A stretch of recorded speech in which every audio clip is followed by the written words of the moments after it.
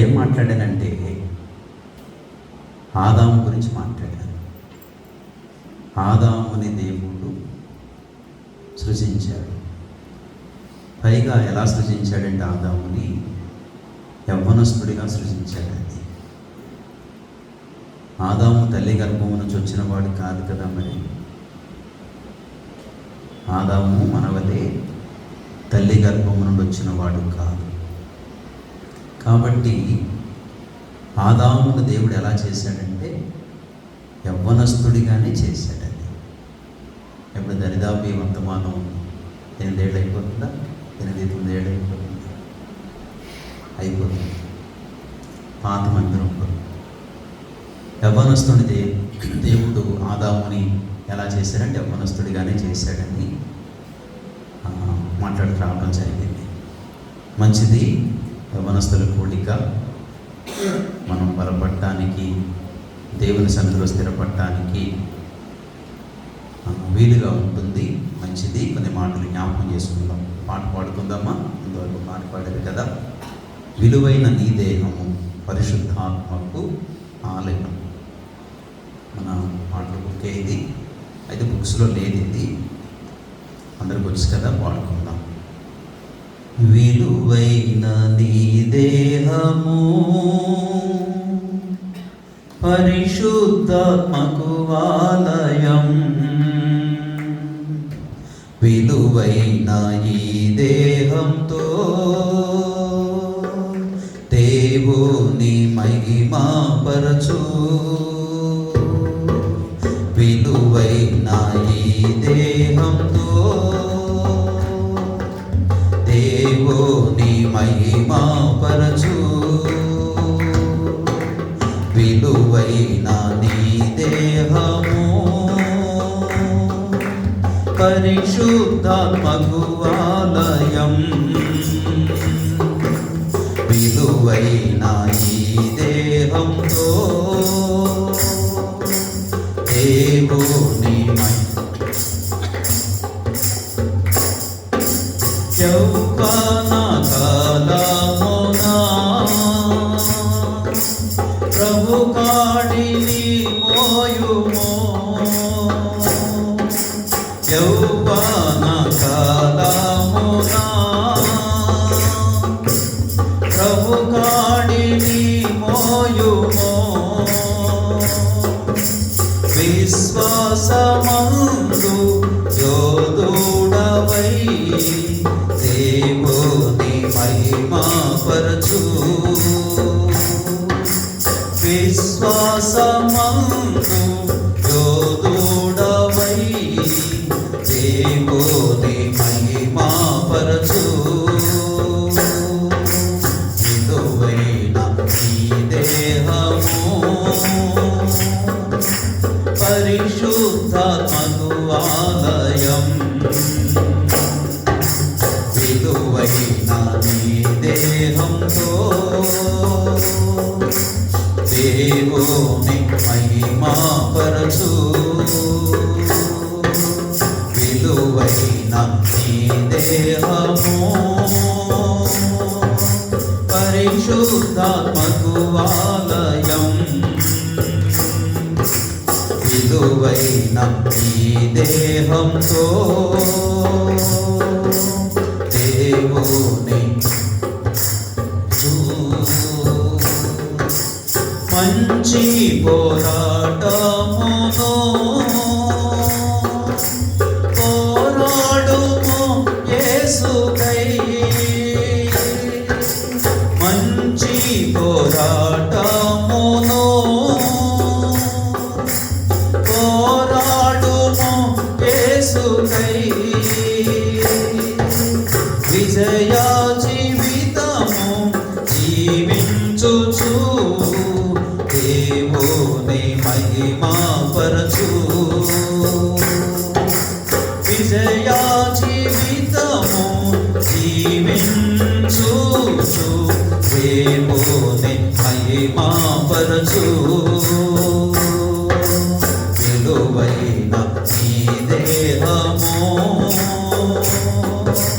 పరిశుద్ధాత్మకు ఆలయం. విలువైన నీ దేహముతో దేవుని మహిమపరచు. లోకమును ప్రేమించకు, గతించు ఈ ఆశలు. లోకమును ప్రేమించకు, గతించు ఈ ఆశలు. దైవచిత్తమును జరిగించి నిరతం దేవుని మహిమపరచు. దైవచిత్తమును జరిగించి నిరతం దేవుని మహిమపరచు. విలువైన నీ దేహము పరిశుద్ధాత్మకు ఆలయం. విలువైన ఈ దేహంతో దేవుని మహిమపరచు. క్రీస్తులో నిలచియుండి అధికముగా ఫలించుము. క్రీస్తులో నిలచియుండి అధికముగా ఫలించుము. నమ్మకమైన దాసుడవై దేవుని మహిమపరచు. నమ్మకమైన దాసుడవై దేవుని మహిమపరచు. విలువైన నీ దేహము పరిశుద్ధాత్మకు ఆలయం. విలువైన దేవుని మహిమపరచు. ఆత్మ ప్రాణ దేహము అర్పించుకో క్రీస్తుకై. ఆత్మ ప్రాణ దేహము అర్పించుకో క్రీస్తుకై. పవిత్రమైన హృదయము కలిగి దేవుని మహిమపరచు. పవిత్రమైన హృదయము కలిగి దేవుని మహిమపరచు. విలువైన నీ దేహము పరిశుద్ధాత్మకు ఆలయం. విలువైన ఈ దేహంతో దేవుని మహిమపరచు. విలువైన ఈ దేహము పరిశుద్ధాత్మకు ఆలయం. విలువైన ఈ దేహంతో దేవుని మహిమపరచు. దేహంతో దేవుని ఏం చేయాలి? మహిమపరచాలి. ఓకేనా? మంచిది.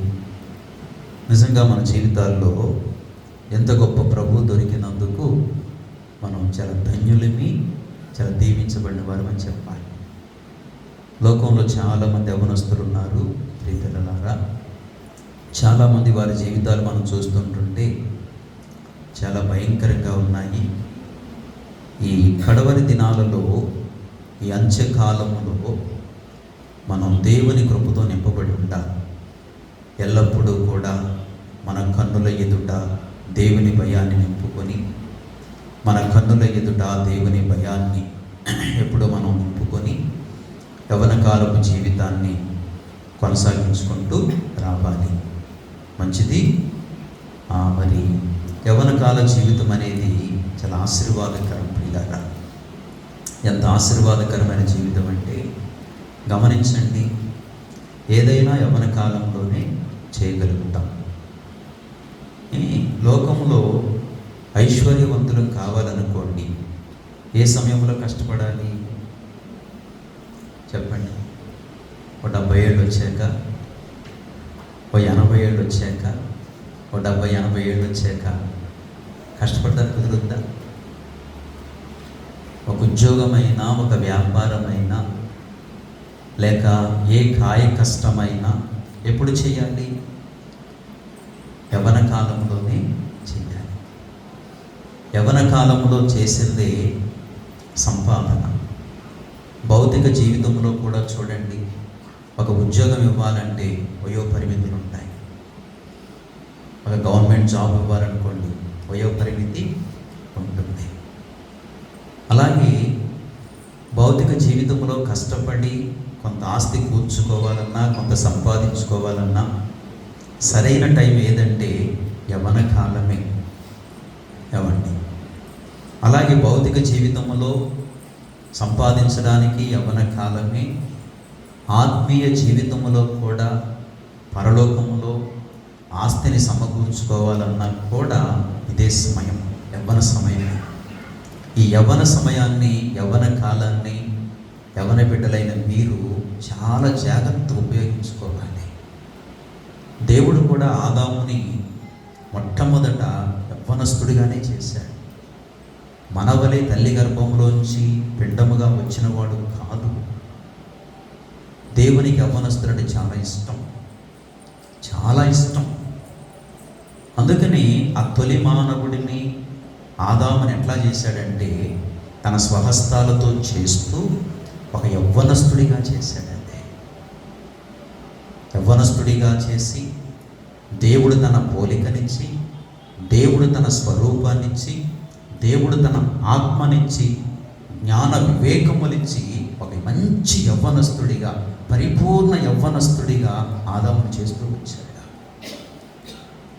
అందుకే యవ్వనకాల జీవితాన్ని చాలా ప్రేమించాలి. యవ్వనకాల జీవితాన్ని పాడు చేసుకోకూడదు. యవ్వనకాల జీవితం ఏమండి? అందుకనే కదా ఆదాముని చేశాడు. కొంతకాలానికి అంటే యవ్వనస్తుడిగానే మనకు అర్థమవుతుంది, అప్పుడు పెళ్ళి కాలేదు. తర్వాత గాఢ నిద్ర కలుగు చేసి ఆమెలోంచి ఎముకను స్త్రీగా చేసి అప్పుడు వాళ్ళిద్దరికి వివాహం చేస్తూ వచ్చాడు. మనలా పుట్టి రోజు, నెలలు, ఆ రోజులు, వారాలు, ఆ పక్షాలు ఎలా ఎదిగిన వాడు కాదు. చేయబడ్డమే యవ్వనస్తుడిగా చేయబడ్డాడు. కనుక యవ్వనకాల జీవితం చాలా సొగసైన జీవితం, చాలా ఆశీర్వాదకరమైన జీవితం.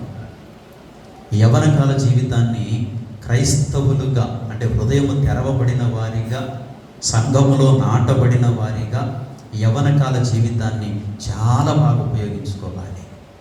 యవ్వనకాల జీవితం ఎవరి చేతిలో ఉండాలంటే కేవలం దేవుని చేతిలోనే ఉండాలి.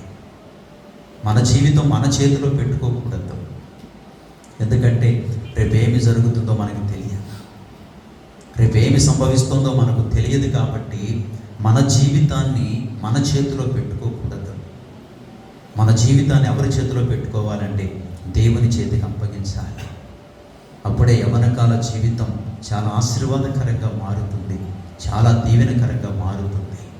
నిజంగా లోకానికి ఆశీర్వాదం అవుతుంది, సంఘానికి ఆశీర్వాదం అవుతుంది, సమాజానికి ఆశీర్వాదం అవుతుంది. యవ్వనస్తులు కేవలం ఏమండి ఎక్కడ దాగి ఉండాలో తెలుసా అండి? నేను ఇంకా వర్తమానంలోకి వెళ్ళను. అయితే 127 ఒక మాట చూడండి, యవ్వనస్తులు ఎక్కడ ఉండాలో దేవుని వాక్యం చెబుతోంది. 127వ కీర్తన దయవుంచి 127 4-5 వచ్చిన. యవన కాలమందు పుట్టిన కుమారులు బలవంతుని చేతిలోని బాణముల వంటి వారితో తన అంబుల పొదిని నింపుకొనిన వాడు ధన్యుడు. అట్టివారు సిగ్గుపడక గుమ్మములో తమ విరోధులతో వాదించుదురు. ఎంత అద్భుతమైన మాట! యవన కాలమందు పుట్టిన కుమారులు బలవంతుని చేతిలో బాణముల వంటి వారా. ఎవరి చేతిలో ఉండాలని వాక్యం తెలియజేస్తుందంటే బలవంతుడైన దేవుని చేతిలో. మన దేవునికి అనేకమైన బిరుదుల్లో ఒక బిరుదు ఉంది. ఏమిటా బిరుదు? బలవంతుడైన దేవుడా. ఆ బలవంతుడైన దేవుని చేతిలో మన జీవితాన్ని పెట్టేయాలి. అలాగూ మనం ఆ దేవుని చేతిలో పెట్టినప్పుడు అక్కడ చక్కగా ఒక మాట చెప్తూ వచ్చాడు కదా, ఏవండి, వారితో తన అంబులి పొద నింపుకొనిన వాడు ధన్యుడు, ధన్యుడు. అంబులి తెలుసు కదా, అంబులంటే పాతకాల పెద్దాలలో ఆ యుద్ధం చేయడానికి వెళ్ళినప్పుడు ఇలా తీసేస్తాడు. అంబుంటిది వెనకాల అనేకమైన బాణాలు ఉంటాయి, కొంచెం కింద. ఇక్కడ అంబులు ఏదో తెలుసా? సంఘం. సంఘం అనే అంబుతో నింపబడిపోవాలి. ఎవరితోనంటే యవ్వనస్తులతో నింపబడిపోవాలి. నింపబడిపోయినప్పుడు బలవంతుడు సంధిస్తాడు. బలవంతుడు ఏం చేస్తాడంటే పిల్లెత్తి పెడతాడు. ఒక్కొక్క బాణం తీసి వేస్తూ ఉంటాడు. ఆ బాణాన్ని ఎక్కడికి సంధించాలో, ఆ బాణాన్ని ఎక్కడికి పంపించాలో ఎవరికి తెలుసు అంటే బలవంతుడైన దేవదేవునికే తెలుసు. దేవదేవునికే తెలుసు. చూడండి, యోసేపు అనే ఒక యవ్వనస్తుడిని ఐగుప్తులోనికి సంధించాడు. శాపగ్రస్తమైన ఐగుప్తును ఆశీర్వదించాలనుకున్నాడు. ఎవరి ద్వారా? యోసేపు ద్వారా. ఇదంతా బైబిల్ చరిత్ర. యవ్వనస్తుడైన యోసేపును బలవంతుడు తన అంబులో పొదిగి ఉన్నాడు. యోసేపు యవన కాలంలో ఎక్కడ పొదిగి ఉన్నాడంటే అంబుల పొదిలో దేవుని చేతికి, బలవంతుడైన దేవుని చేతికి అనుకూలంగా, అందుబాటులో. అందుకే అంబు ఎలా ఉంటుంది, ఇలా చేయి పెట్టగానే తగిలేయాలి. శత్రువు వస్తూ ఉంటుంది, ఏదో ఒక జంతువు వస్తూ ఉంటుంది మీదకి, వెంటనే ఇలా తీసి టక్మని కొట్టేలాగా అందుబాటుగా. అందుకే సంఘం అనే అంబుల. ఇదంత ఆశీర్వాదం ఇది. అప్పుడు మనం ఉన్న విధానాన్ని బట్టి, మనం ఒదిగి ఉన్న దాన్ని బట్టి, మనం ఆ యొక్క అంబులలో పొదిగి ఉన్న దాన్ని బట్టి దేవుడు సంధిస్తాడు. అది యోసేపు అనే ఒక బాణాన్ని దేవుడు సంధించాడు. యోసేపు ద్వారా ఐగుప్తు దేశమంతటిని ఆశీర్వదించడానికి, ఐగుప్తు దేశమే కాదు చుట్టూ ఉన్న దేశాలను కూడా ఆశీర్వదిస్తూ వచ్చాడు. ఏమిచ్చి? ఆహారం ఇచ్చి. అందుకే యవ్వనస్తుడు ఎప్పుడూ కూడా దేవునికి అనుకూలంగా ఉండాలి. దేవునికి అనుకూలంగా ఉండి దేవునికి ఆ యొక్క మందిరంలో, లేక దేవుని పిలిచిన ఆ యొక్క పరిస్థితుల్లో ఒదిగి ఆ యొక్క మన జీవితాన్ని దేవునికి అంకితం చేసుకోవాలి. సంధిస్తాడు. అసలు యోసేపుకి ఇచ్చిన జీవితం ఎంత గొప్ప ఆశీర్వాదకరమైన జీవితం. ఈ రాత్రి అలా ఒదిగి ఉండాలని ప్రభు పేరు మనవి చేస్తున్నాను. కనుక సమయం ఇవ్వబడింది కనుక కొన్ని నిమిషాలు ఆ ఒక మాట జ్ఞాపకం చేస్తాను. ఒక మంచి మాట మీ మధ్యలో ఉంచాలని ఆశపడుతున్నాను. ఒక చిన్న మాట జ్ఞాపకం చేసుకుందాం. 114వ కీర్తన, 114వ కీర్తన. కొంచెం వారం ఇవ్వాలి. 114వ కీర్తన 2వ వచనం. యోధా ఆయనకు పరిశుద్ధ స్థలమాయెను, ఇశ్రాయేలు ఆయనకు రాజ్యమాయెను. చిన్న మాట ప్రార్థన చేసుకుందాం. పరిశుద్ధుడా, ప్రేమ కలిగిన మా తండ్రి, జీవాధిపతి, ఎంతవరకు తోడై ఉన్నారు బిడ్డలు నాయన. చక్కగా మొదటిగా మీ సేవకులు చిన్నన్నయ్య ప్రార్థన చేస్తూ వచ్చారు. అలాగే బిడ్డల చేత ప్రార్థనలు చేయించారు. అలాగే బిడ్డలు పాటలు పాడారు. అయితే నాయన, మరి వాస్తవంగా ఈ సమయం ముందు మీ సేవకులు ఆత్మాభిషక్తులు ఉండాలి. అయితే మరి గడిచిన వారాలు మరి వేమవరం వెళ్ళలేదు, అక్కడ కూడా సంఘం ఉంది కనుక మరి ఈ వారం మరి వారు అక్కడికి చేరుకున్నారు. అల్లుపుడనైనా నన్ను యవన బిడ్డల మధ్య ఉంచారు. ఇది ఈ బిడల మధ్య ఉండే గొప్ప భాగ్యము నాకు ఇచ్చారు. ఎన్ని సంవత్సరాల యవనస్తుల కూడికలలో ఇది 2వ పర్యాయముగా నాకు అనుగ్రహించిన గొప్ప భాగ్యము. మొదటిది వేంపాడు మందిరములో మరొకసారి ఉపయోగించుకున్నారు. అలాగే ఈ సమయమందు 2025 ఫిబ్రవరి ఈ యొక్క తారీఖున 2వ తారీఖున ఉపయోగించుకుంటున్నారు. ఈ కూడికలో మీరు కొన్ని మాటలని సేవకుని అందించి, నేను నిష్ప్రయోజక దాసునికి మీరు అందించి నాతో మాతో అందరితో మాట్లాడమని ప్రార్థిస్తూ మహిమ ఆరోపించుకుంటూ కృతజ్ఞతలు చెల్లిస్తూ శక్తి కలిగిన యేసుక్రీస్తు వారి ఉన్నత నామమును ప్రార్థించి మీ సహాయం కొరకై అడిగి వేడుకుంటున్నాము తండ్రి. ఆమేన్, ఆమేన్. ప్రభునందు ప్రియులారా, చదవబడిన ఈ లేఖనం చాలా ఉన్నతమైన మాట అండి. ఏమంటున్నాడు? యోధా ఆయనకు పరిశుద్ధ స్థలమాయెను. ఈ మాటను ఆలోచించండి ఒకసారి. యాకోబుకి ఎంతమంది కొడుకులు? 12 మంది కొడుకులు. 12 మంది కొడుకులు కూడా ఆశీర్వదించబడిన గోత్రాలే. యాకోబును పిలిచి 12 మంది పిల్లల్నిచ్చి 12 మందిని కూడా గోత్రకర్తలుగా చేస్తూ వచ్చాడు. వారి ద్వారా ఒక విశేషమైన జనాంగాన్ని భూమి మీదకి తీసుకొచ్చాడు దేవుడు. అదంతా మనకు తెలుసు. అయితే యోధాకున్న ప్రత్యేకత చాలా ఉన్నతంగా కనబడుతుంది. అసలు ఈ మాట ఆలోచించండి. యోధా ఆయనకు పరిశుద్ధ స్థలమాయెను. ఎంత అద్భుతమైన మాట. ఈ మాట చదువుతున్నప్పుడు వండర్ అయిపోయింది. నిజంగా యాకోబు 12 మంది కొడుకులలో యోధా ఎలాంటి స్థానాన్ని సంపాదించేసుకున్నాడా? యవ్వనస్తుడు, యవ్వన కాలంలో ఉన్నారు. నిజంగా ఎలాంటి స్థానాన్ని సంపాదించుకున్నాడు చూడండి. ఎవరికి పరిశుద్ధ స్థలం అయిపోయాడట? దేవాది దేవునికి, సృష్టికర్తకు, రాజులకు రాజుకి, ప్రభువుల ప్రభువుకి, దేవదేవునికి నివాస స్థలం అయిపోయాడట. ఆ మాట ఎంత ఆశ్చర్యంగా కనబడుతుంది చూడండి ప్రియులారా. నిజంగా ఎంత ఉన్నతమైన ఆ యొక్క స్థానాన్ని సంపాదించుకున్నాడో చూడండి.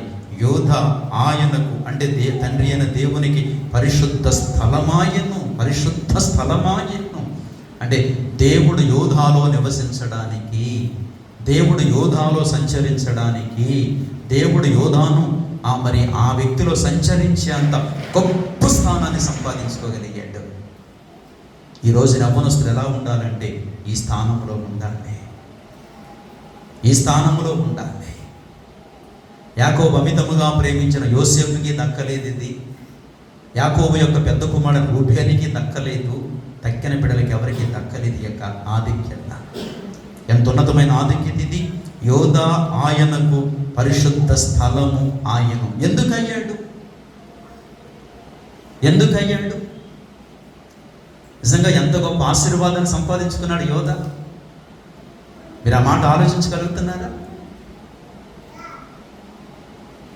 పరిశుద్ధాత్మదేవుడు అంగీకరించాడు ఆ మాట రాయడానికి.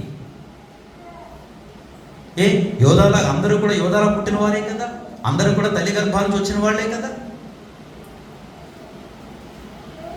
కానీ యోధా ఒక్కడే ఎందుకు దేవునికి పరిశుద్ధ స్థలముగా మారిపోయాడు? యోధా హృదయంలో దేవుడు కొలువు తీరుంటాడు. ఒక అత్యున్నతమైన స్థానాన్ని సంపాదించుకున్నాడు యోధా. ఒక గొప్ప స్థానాన్ని సంపాదించుకున్నాడు యోధా. ఎందుకు ఇంత గొప్ప స్థానాన్ని సంపాదించుకున్నాడు? కారణం ఏమై ఉంటుందంటే మనం ఆలోచన చేస్తే ప్రభునందు ప్రియులారా, అతని యొక్క ప్రవర్తన, అతని యొక్క క్యారెక్టర్ యవనస్తుల యొక్క ప్రవర్తన ఎలా ఉండాలో దేవుని వాక్యం చెప్తోంది. ప్రభునందు ప్రియులారా, ఆదికాండము 37వ అధ్యాయం దయచేసి గమనించండి. చాలాసార్లు దైవజనులు మనకు అద్భుతమైన వర్తమానములు అందిస్తూ వచ్చారు. అయితే ఈ సమయంలో కూడా కొన్ని మాటలు అందించాలని దేవుని ఆత్మచేత ప్రేరేపింపబడుతున్నాను. ఆదికాండము 37వ అధ్యాయము ఈ మాటలు మనం చదువుకుందాం. ప్రభునందు ప్రియులారా దయచేసి గమనించండి. ఎక్కడి నుంచి చదువుతారంటే మనం ఈ మాటలు కూడా చదువుతుంటుంటే మనకు అర్థమవుతూ ఉంటుంది. ఎక్కడి నుంచి చదువుతారంటే 18 కానీ చదవండి. అతడు దగ్గరకు రాకమునుపు వారు దూరము నుండి అతన్ని చూచి అతని చంపుటకు దురాలోచన చేసిరి. ఎవరంటే ఎవరు చూసి? యోసేపును చూసి. తండ్రి పంపుతున్నాడు, క్షేమ సమాచారం ఏంటో తెలుసుకురా అని యోసేపును పంపిస్తున్నాడు. అయితే యోసేపు వస్తుండగా దూరం నుంచి చూశారు. అరే ఈడు మన కళ్ళకు అనేవాళ్ళగా మన తమ్ముళ్ళగా ఉన్నాడు ఏమిట్రీడా అని వాళ్ళందరూ అనుకుంటున్నారు. ఏమండి చదువునా. వారు ఇదిగో ఈ కలలు కనువాడు వచ్చుచున్నాడు, వీని చంపి ఇక్కడ నున్న గుంటలో ఒక గుంటలో పారవేసి దుష్ట మృగము వీని తినివేసినని చెప్పుదుము. అప్పుడు వీని కలలేమగునో చూద్దుము రండని ఒకనితో ఒకరు మాట్లాడుకొనిరి. ఇలా మాట్లాడుకుంటుంటే అప్పుడు పెద్దవాడైన 21 రూబేను ఆ మాట విని మనము వాని చంపరాదని చెప్పి వారి చేతులలో పడకుండా అతని విడిపించెను.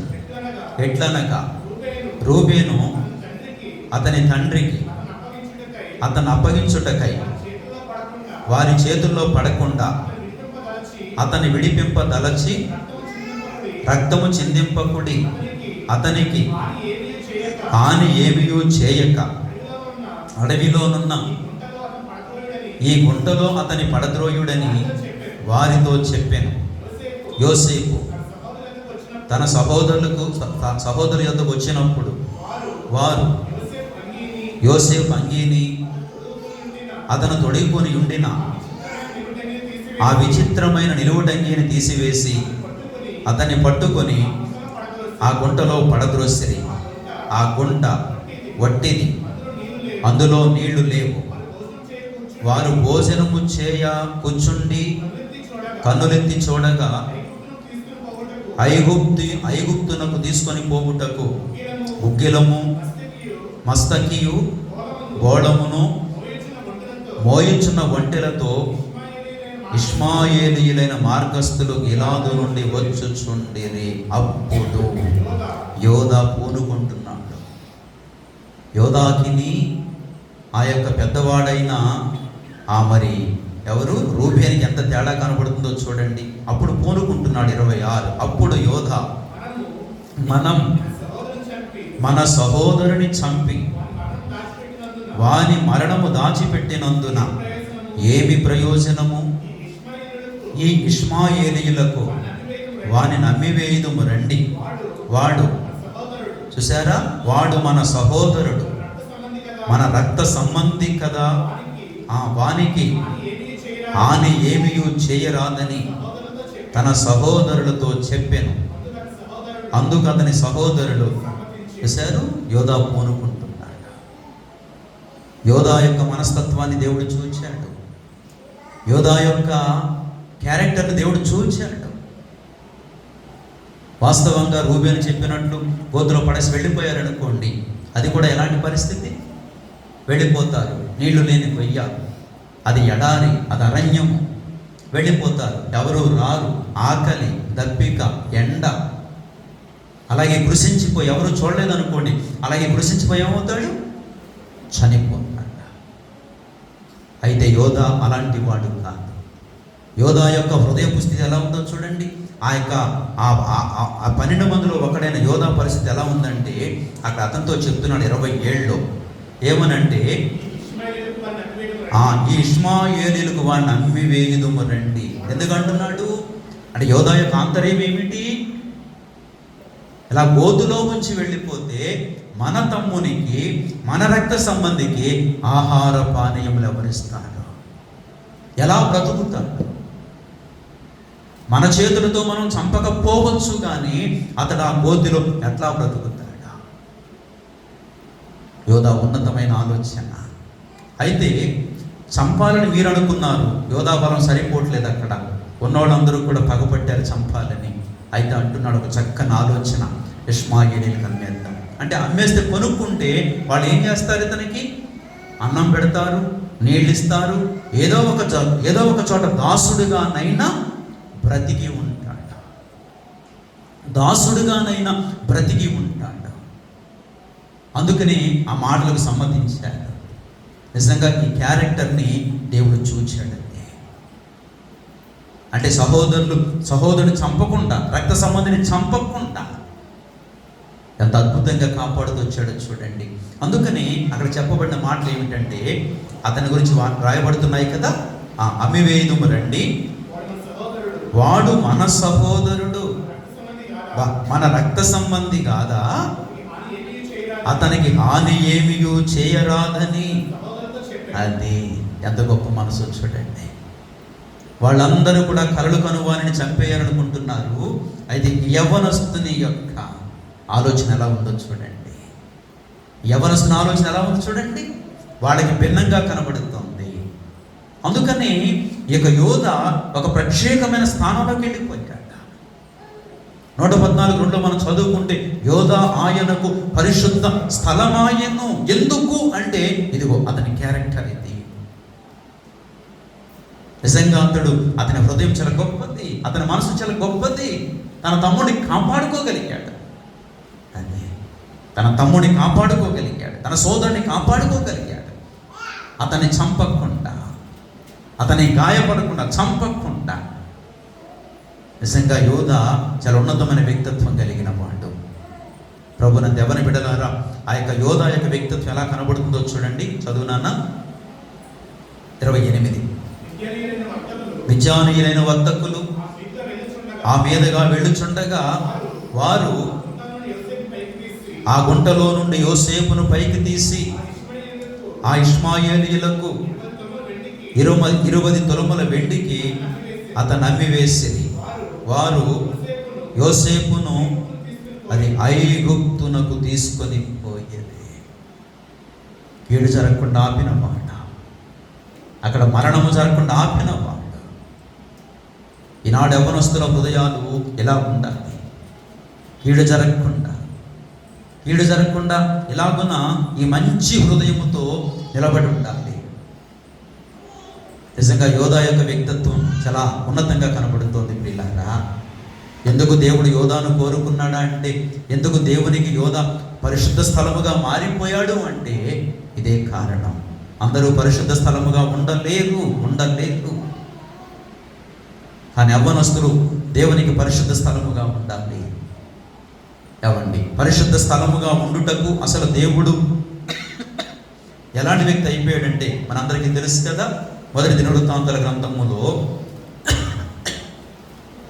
ఏవండి 1 దినవృత్తాంతాల గ్రంథములో యోధ ఎలాంటి వ్యక్తి అయిపోయాడంటే, ప్రభునందు ప్రియులారా 28వ అధ్యాయము, 1 దినవృత్తాంతాలు 28వ అధ్యాయము 10వ వచనం, పరిశుద్ధ స్థలముగా ఉండుటకు ఒక మందిరమును కట్టించుటకై యెహోవా నిన్ను కోరుకొనిన సంగతి మనస్సునకు తెచ్చుకొని ధైర్యము వహించి. ఇది సొలొమోనుకి ఇచ్చిన వాగ్దానం. సొలొమోను గురించి మాట్లాడుతున్నాడు. కానీ దేవుడు పరిశుద్ధ స్థలముగా ఉండడానికి కోరుకున్నాడన్న సంగతి ముందే యోధ గమనించాడండి. అంటే దేవుడు ఏం కోరుకునే వ్యక్తి అంటే పరిశుద్ధ స్థలమును కోరుకునే వ్యక్తి. అని పరిశుద్ధ స్థలాన్ని కోరుకునే వ్యక్తి. నిజంగా యోధాలో ఎంతటి పరిశుద్ధత ఉందంటే, తన తమ్ముడిని చంపే ఆ నరహత్య దానికి పూనుకోలేదు. నిజంగా ఒక వ్యక్తి ఆలోచన ఎంతమందిని ప్రోత్సహించకుండా ఒక చెడ్డ పనికి, ఒక కీడుకి, ఒక అపరాధానికి తోడ్పడకుండా యవ్వనస్తుడు ఆపగలిగాడు యోధ. సోదరులారా, వాడు మన తమ్ముడు, వాడు మన రక్త సంబంధి కదా. వాడికి ఎలా కీడు చేస్తాం మనం? పోన్లే, తండ్రికి మీరు చంపేశానని చెప్పండి, మీరు ఏం చేస్తారో చేసుకోండి. కానీ మన తమ్ముడిని మాత్రం, మన రక్త సంబంధిని మాత్రం మనం ఏం చేద్దామంటే వాడిని బ్రతకనిద్దాం. అతని హృదయంలో ఉన్న ఆలోచన ఇదే. ఇతడు వారితో కలవలేదు చూడండి. ఎందుకంటే దేవుడి వ్యక్తిత్వాన్ని కోరుకున్నాడు. వ్యక్తిత్వాన్ని దేవుడు గమనిస్తాడు. వ్యక్తిత్వాన్ని బట్టి ఆశీర్వాదం దిగొస్తుంది ప్రియులారా. ఆశీర్వాదం దేని మీద ఆధారపడి ఉంటుందంటే క్యారెక్టర్ మీద ఆధారపడి ఉంటుంది. ఆశీర్వాదం అనేది, దీవెన అనేది. ఎందుకు? యాకోబుకు 12 మంది కొడుకుల్లో యాకోబు అంతగా ప్రేమించిన యోసేపుకు కానీ బెన్యామీనుకు కానీ ఈ యొక్క స్థానం కలగలేదంటే యోధా యొక్క వ్యక్తిత్వమే వేరు అని. యోధా ఏం ఆపాడంటే హత్యను ఆపాడు, మరణాన్ని ఆపాడు. అది నిజంగా అద్భుతమైన క్యారెక్టర్ అండి. అని ఇలాగ యోధా యొక్క హృదయంలోకి మనం వెళ్ళాలి, యోధా యొక్క స్థానంలోకి మనం వెళ్ళాలి. నిజంగా పరలోకమందున్న దేవుని ఆశీర్వాదము యోధా మీదకి దిగొచ్చేసింది. దేవుడు కోరుకున్న వ్యక్తిగా, పరిశుద్ధ స్థలాన్ని కోరుకున్న వ్యక్తిగా, ఎప్పుడో చెప్పబడిన మాట, ఈ మాట ఎవరు తీసుకోగలిగారంటే యోధా తీసుకోగలిగాడు. చూడండి, పరిశుద్ధ స్థలముగా ఉండుటకై. మీరు ఆ యొక్క ఆ సందర్భమందు యోధా ఎలా ఉన్నాడు చెప్పండి? పరిశుద్ధుడిగా ఉన్నాడు, పరిశుద్ధ స్థలముగా ఉన్నాడు. అంటే దేవుడు కోరుకున్న పరిశుద్ధ స్థలముగా ఉన్నాడు. అందుకే యోధాను దేవుడు ఆశీర్వదించాడు. ఆశీర్వాదం అనేది ప్రియులారా దేని మీద ఆధారపడి ఉంటుందంటే ప్రవర్తన మీద, క్యారెక్టర్ మీద ఆధారపడి ఉంటుంది. అందుకే యవ్వనస్తులుగా మీ యొక్క క్యారెక్టర్ మీ అందరి జీవితాలు ఎలా దీవించబడాలంటే దేవుడు కోరుకున్న జీవితాలుగా ఉండాలి. ప్రభునందు ప్రియులారా నిజంగా మాట ఎంత ఆనందాన్ని ఇస్తుందండి. నిజంగా ఇలాంటి వ్యక్తిత్వం కనుక యోధాని తన తండ్రి ఎలా దీవించాడో తెలుసా అండి? యోధాను తన తండ్రి ఎలా ఆశీర్వదించాడో తెలుసా అండి? యోధా ఇలాంటి వ్యక్తిత్వం కనుక ముందుగానే తన క్యారెక్టర్ను పసిగట్టిన వాడు ఏమండి? ఆదికాండం 49వ అధ్యాయం దయచేసి గమనించండి. ఆదికాండం 49వ అధ్యాయం యోధాను ఎలా ఆశీర్వదించాడో చూడండి. ఏమండి? మొదటి వచనం చదవండి. 49:1. యాకోబు తన కుమారులను పిలిపించి ఇట్లా నేను మీరు కూడా రండి, మీరు కూడి రండి, అంత్య దినములలో మీకు సంభావింపబోవు సంగతులను మీకు తెలియజేసేదను. యాకోబు కుమారులారా కూడి వచ్చి ఆలకించుడి. చూశారు, పిలుస్తున్నాడు. వృద్ధాప్యంలోకి వచ్చాడు, కళ్ళు మందగించినాయి, పెద్ద వయసు వచ్చేసింది. ఆ టైంలో తన బిడ్డలను ఆశీర్వదించడానికి పిలుస్తున్నాడు. ఆశీర్వదించడానికి పిలిచినప్పుడు ఒక్కొక్కనే వస్తూ వచ్చారు. పెద్దవాడు వచ్చాడు, రెండోవాడు వచ్చాడు, మూడోవాడు వచ్చాడు. వాళ్ళని ఆశీర్వదించారు. 4వ వాడు 8వ వచనం కాడి నుంచి, యోధా నీ సహోదరులు నిన్ను స్తుతించెదరు, నీ చెయ్యి నీ శత్రువుల మెడ మీద ఉండును, నీ తండ్రి కుమారులు నీ ఎదుట సాగిలపడుదురు. యోధా కొదమ సింహము, నా కుమారుడా నీవు పట్టిన దాన్ని తినవచ్చితివి. సింహము వలెను, గర్జించు ఆడ సింహము వలెను అతడు కాళ్ళు ముడుచుకొనును, పండుకొనును. అతని లేపు వాడెవడు? షీలోహు వచ్చు వరకు యోధా యుద్ధ నుండి దండము తొలగదు, అతని కాళ్ళ మధ్య నుండి రాజదండము తొలగదు. ఆ ప్రజలు అతనికి విధేయులయ్యుందురు. ఏమి దీవెనండి! నిజంగా దీవెన దేని మీద ఆధారపడి ఉంటుందని చెప్పుకుంటున్నాం? క్యారెక్టర్ మీద ఆధారపడి ఉంటుంది. యవనస్తులారా, ఆలోచనలో కానీ, ప్రవర్తనలో కానీ, మాటల్లో కానీ, నడకలో కానీ, ఎక్కడైనా సరే దేవుడు కోరుకున్న పరిశుద్ధతను మనం కనపరచాలి. దేవుడు ప్రతి వ్యక్తిలో కూడా ఏం కోరుకుంటున్నాడంటే పరిశుద్ధతను కోరుకుంటున్నాడు. పరిశుద్ధతను కోరుకుంటున్న దేవునికి మనం అట్లాగూ కనపడాలి. ఆ ప్రవర్తన మీద దీవెన ఆధారపడి ఉంది. తన తండ్రి దీవిస్తున్నాడు. ఎంత అద్భుతమైన ఆ దీవెన ఎంత ఉన్నతంగా కనబడుతుందో కదా. యోధా, నీ సహోదరులు నిన్ను స్తుతించెదట. ఎంత గొప్ప దీవెన.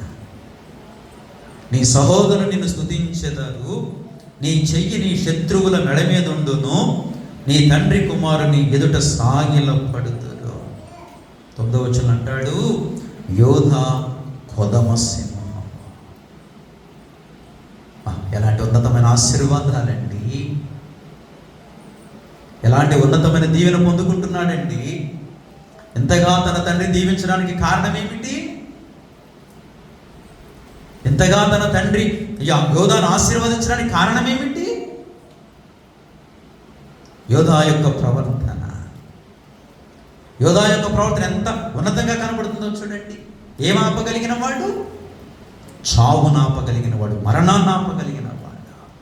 వాళ్ళందరూ డిసైడ్ అయిపోయారు ఏం చేద్దామని, తన తమ్ముడిని చంపేద్దామని. కానీ ఆపగలిగిన వాడు. అది నిజమైన యవ్వనస్తుడు, ఆత్మపూర్ణులు, దేవుడు కోరుకున్న వ్యక్తులు ఉన్న కాడ ఏముండకూడదంటే గొడవలు ఉండకూడదు, మరణం ఉండకూడదు, అల్లరి చిల్లర్లు ఉండకూడదు. అదే నిజంగా యోధా ఉన్నాడు కాబట్టి చావు నాపగలిగాడు. వేళ చూడండి, లోకంలో యవ్వనస్తులు ఎలా ఉంటున్నారు, అసలు వదలాలి కానీ ఎంత భయంకరంగా ఉంటున్నారు. అది భయంకరమైన గొడవ. అదే అని ఎంతేంటో చూస్తానంటారు. కానీ యవ్వనస్తులు, ప్రభునందు కలిగిన యవ్వనస్తులు అట్లా ఉండడానికి వీలు లేదు. మరి ముఖ్యంగా యేసుక్రీస్తు సంపూర్ణ సువార్త సంఘంలో యవ్వనస్తులు అట్లా ఉండడానికి వీలు లేదు. అట్లా ఉంటే దీవెనలు దిగిరావు, ఆశీర్వాదం దిగిరాదు. యోధా వలె దీవించబడాలి, యోధా వలె ఆశీర్వదించబడాలి. యోధా వలె ఎలా ఉండాలంటే ఉన్నతమైన దేవునికి స్థానంలా ఉండాలి. అసలు దేవుడు ఎక్కడ నివసిస్తాడు? యోధా ఆయనకు పరిశుద్ధ స్థలమాయను. యోధా ఆయనకు పరిశుద్ధ స్థలమాయను అంటే ఎలాంటి స్థలాల్లో ఉండే దేవుడు ఎలాంటి వ్యక్తులకు వచ్చేసాడు. నిజంగా యోధా క్యారెక్టర్ ఎంత మంచి క్యారెక్టర్. యవన కాలంలో ఆలోచించాలి. ఎందుకంటే యవన బలము చేత, శారీరక బలము చేత లొంగిపోకూడదు, సాతాను చేతిలోకి వెళ్ళిపోకూడదు. పరిశుద్ధ స్థలముగా ఉండాలి. దేవుడు కోరుకున్న పరిశుద్ధ స్థలముగా ఉండాలి. ఆ 12 మందిలో యోధాది, ఆ 12 మందిలో యోధాది ఒక ప్రత్యేకమైన తరహా కనబడుతుంది. దేవుడు కోరుకున్న తరహా ఎవరిలో కనబడుతుందంటే యోధాలో కనబడుతుంది. నిజంగా దేవుడు కోరుకున్న పరిశుద్ధత యోధాలో కనబడుతుంది. ఎందుకంటే దేవుని దృష్టికి యోధా ఎలా కనబడాలనుకుంటున్నాడంటే, ప్రభునందు ప్రియులారా దయచేసి గమనించండి. మనందరికీ తెలుసు కదా, ఆ మొదటి యోహాను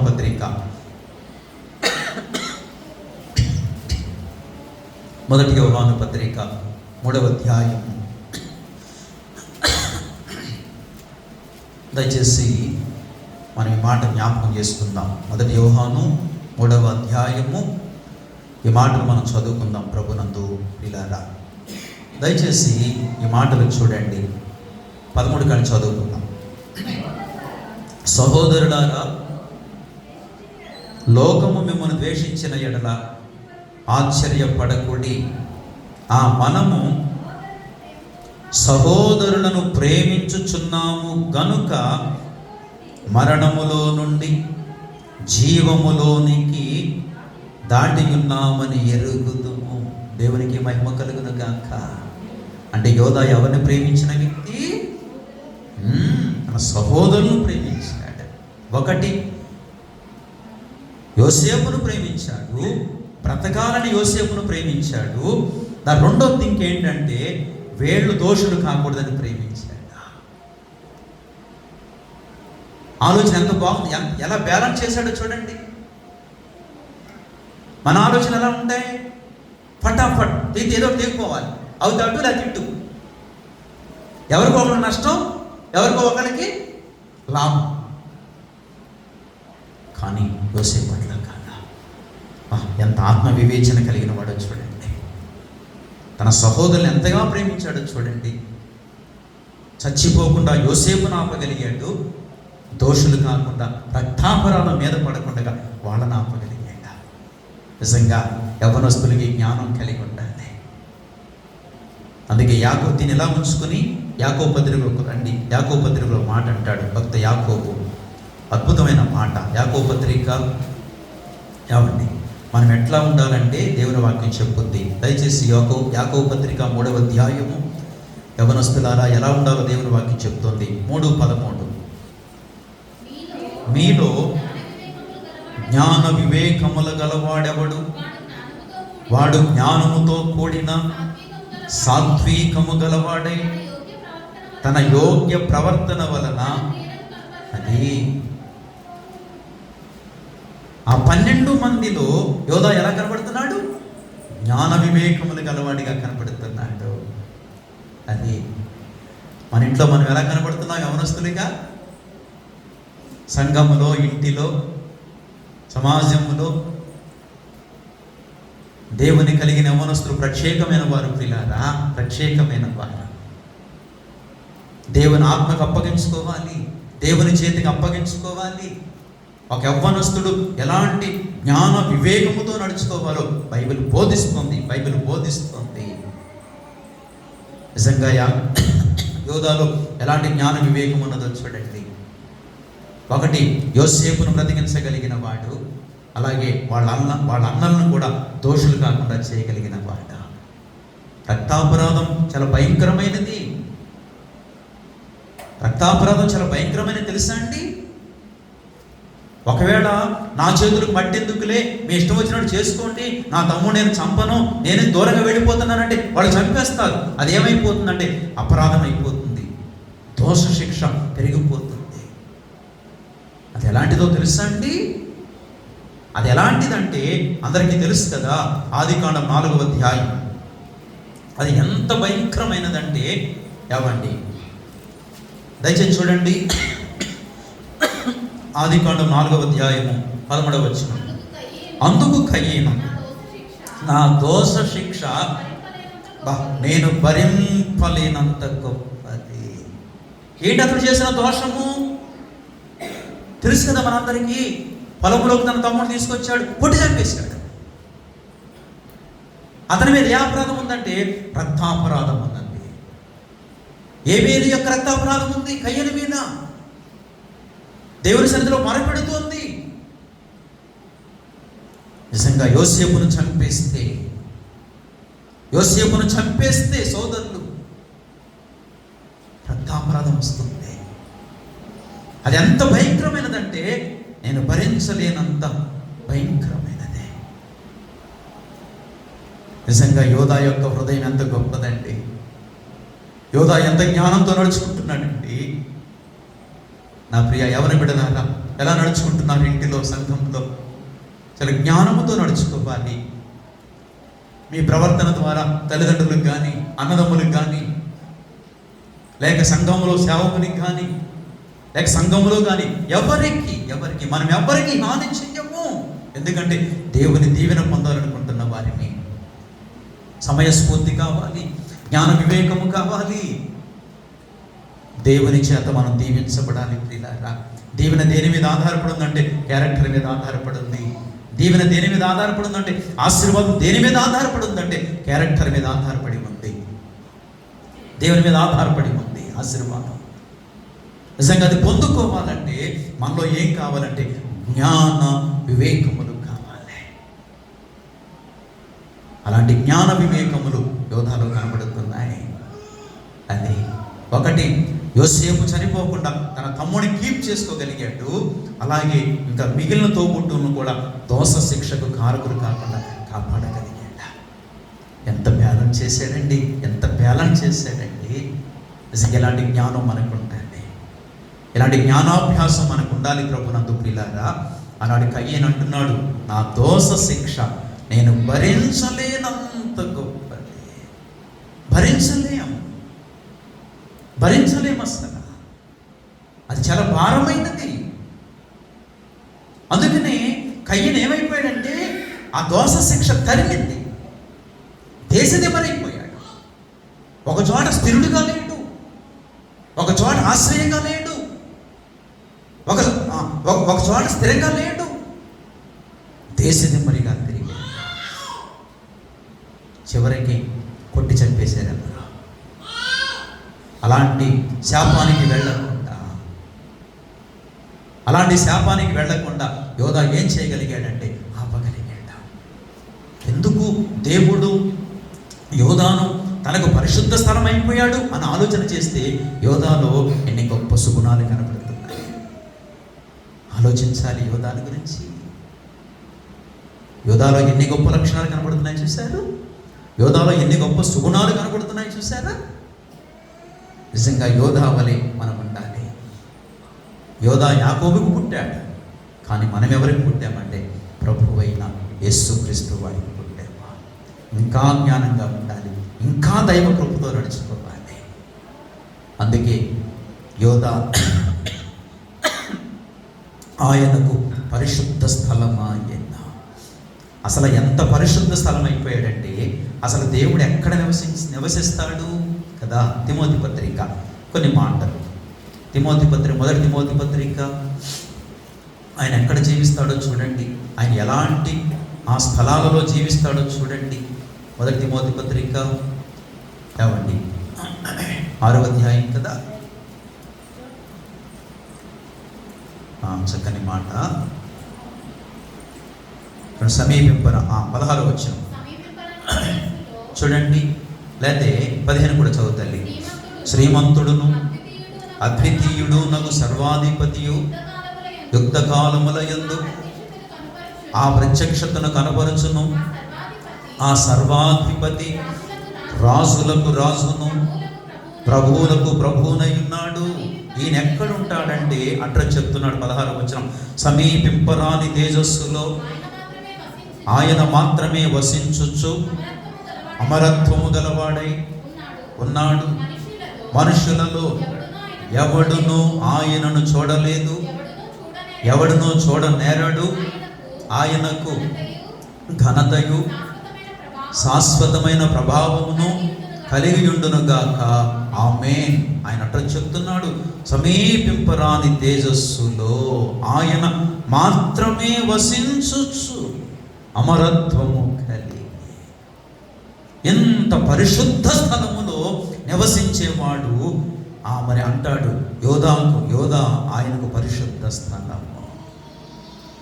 నిజంగా ఇప్పుడు అంత మహిమలో ఉండే దేవుడు, అంత పరిశుద్ధతలో ఉండే దేవుడు, ఎవరు సమీపింపరాని ఆయన మాత్రమే ఉండే ఆ గొప్ప దేవుడు ఇప్పుడు ఎవరు హృదయంలో ఉండడానికి ఇష్టపడుతున్నాడు? యోధా ఆయనకు పరిశుద్ధ స్థలమా. నిజంగా యోధా యొక్క హృదయం ఎంత పరిపూర్ణంగా ఉందో చూడండి, ఎంత పరిశుద్ధంగా ఉందో చూడండి. దేనితో సమానం చేసుకున్నాడంటే ఏమండి, యెషయా ప్రవచన గ్రంథం మనకు కనబడుతోంది. యెషయా ప్రవచన గ్రంథం, ప్రియవనస్తులారా మన హృదయాలు ఎలా ఉండాలో చెప్తున్నాడు. దేవుని చేత మనం దీవెన పొందాలంటే మన హృదయాలు ఎలా ఉండాలో చెప్తున్నాడు. దయచేసి యెషయా ప్రవచన గ్రంథం 57వ అధ్యాయం 15వ వచనం. మహాగణుడును మహోన్నతుడును పరిశుద్ధుడును నిత్య నివాసియునైన వాడు ఎలాగు సెలవిచ్చుచున్నాడు, నేను మహోన్నతమైన పరిశుద్ధ స్థలములలో నివసించువాడను అయినను. ఒకసారి ఆగాలి. అంటాడు ఏమనంటే ఆ పరిశుద్ధుడు నిత్య నివాసి అయిన వాడిలాగు సెలవిచ్చుచున్నాడు అని, నేను మహోన్నతమైన పరిశుద్ధ స్థలములో నివసించువాడను. అంటే యోధా హృదయం ఏమైపోయింది?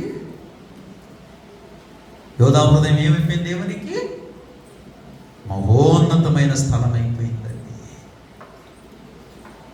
నిజంగా యోధాలో జీవించడానికి ఇష్టపడుతున్నాడు. యోధా తన వ్యక్తిత్వాన్ని ఎంత బాగా కాపాడుకున్నాడో చూడాలి, తన హృదయాన్ని ఎంత బాగా కాపాడుకున్నాడో చూడాలి. అవును, ఎక్కడో సమీపింపరాని తేజస్సులో జీవించే ఆ దేవుడు నా హృదయ సింహాసనంలో దేవుడు జీవించాలి. ఎక్కడుండాలి ఆయన? ఇక్కడ ఉండాలా ఆయన, నా హృదయంలో ఉండాలి. నిజంగా ఎంత ఆశపడ్డాడు, ఎంత అభిలాషపడుతూ వచ్చాడు. నిజంగా అందుకని యోధా వ్యక్తిత్వాన్ని దేవుడు గౌరవించాడు, యోధా వ్యక్తిత్వాన్ని దేవుడు ఆశీర్వదించాడు. అది యాకోబు ద్వారా పలికించాడు, యోధా కొదమ సింహం. ఏం బిరుదించాడండి యోధాకి. అది ఆ యోధా గోత్రం నుంచి ఎవరు వచ్చారు? యేసు ప్రభు వచ్చేసాడు. యోధా వంశం నుంచి దావీదు వచ్చాడు, దావీదులోంచి యేసు ప్రభు వచ్చేసాడు. నిజంగా యాకోబు కొడుకులో 4వ వాడైన యోధాది ఎంత దీవెనకరమైన జీవితం అండి, ఎంత ఆశీర్వాదకరమైన జీవితం అండి. మనం ఆలోచిస్తున్నాం ప్రియులారా, యోధా ఆయనకు పరిశుద్ధ స్థలమాయెను, పరిశుద్ధ స్థలమాయెను. అంత ఉన్నతమైన మాట.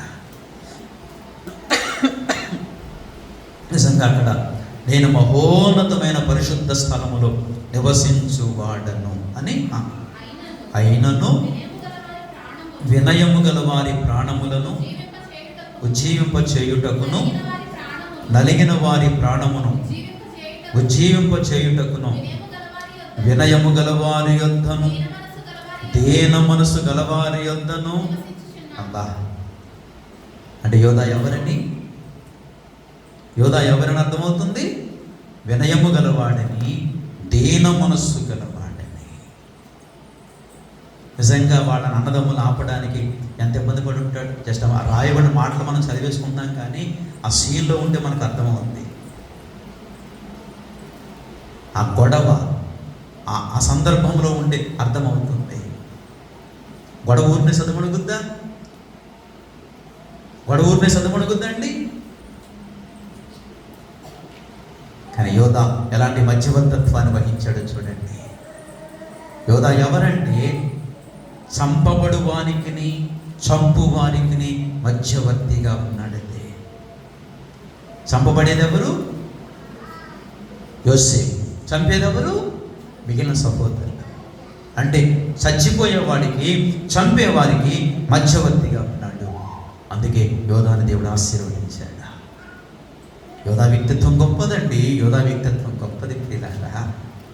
ఇలాంటి భక్తుల యొక్క అడుగు చాడల్లో నడుస్తున్నాం కనుక మన వ్యక్తిత్వాలు కూడా చాలా ఉన్నతంగా ఉండాలి, చాలా ఉన్నతంగా ఉండాలి, చాలా ఉన్నతంగా ఉండాలి. కడవరి దినాలలో, అంత్యకాలములో నిజంగా మన వ్యక్తిత్వాలు దేవుని కొరకు చాలా ప్రియముగా ఉండాలి, దేవుడు కోరుకునేవిగా ఉండాలి, దేవుడు ఆశీర్వదించేవిగా ఉండాలి. ఎంత ఉన్నతమైన భాగాన్ని మనం ధ్యానిస్తున్నాం ఈ రాత్రి. యోధా వ్యక్తిత్వాన్ని మనం జ్ఞాపకం చేసుకుంటున్నాం ప్రియులారా. దేవునికి మహోన్నతమైన స్థలములో నివసించే ఆ గొప్ప దేవాది దేవునికి ఎవరి యోధా ఏమైపోయాడంటే, వినయము గలవారి యొద్దను దీన మనస్సు గలవారి యొద్దను. అంటే యోధా యొక్క హృదయము దేనితో సమానమైపోయింది? మీరు ఆలోచించండి. మనం జ్ఞాపకం చేసుకున్నాం, ఆయన ఎక్కడుండేవాడు? నేను మహోన్నతమైన స్థలములలో నివసించువాడను. అంటే వినయ మనసు, దీన మనసు దేనితో సమానం అంటే మహోన్నతమైన స్థలముతో సమానమే. మన హృదయాలు అలా ఉండాలి, మన హృదయాలు అలా ఉండాలి. కపటము, అసూయ, స్వార్థము, ద్వేషము, కోపము, పగ ఇలాంటివి అస్సలు ఉండకూడదు.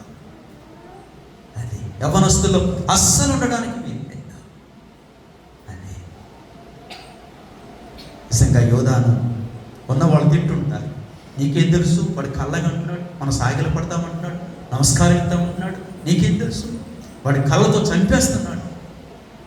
అసలు ఆయన చంపేస్తే ఈ పేడ ఉండదు మనకు అనుకున్నారు.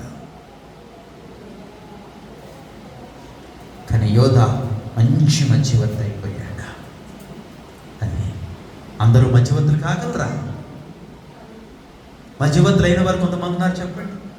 యేసుప్రభు అంటాడు, నేను దేవునికిని నరులకును మధ్యవర్తి. యేసుప్రభు చెప్పుకున్నాడు.